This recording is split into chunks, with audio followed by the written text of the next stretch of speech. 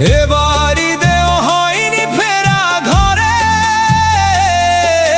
প্রিয়জন ছাড়া ঈদ কাটে মোর একলা অচিনপুরে।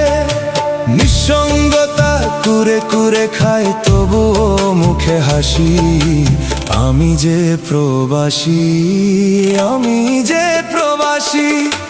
সবাই ভাবে প্রবাস মানে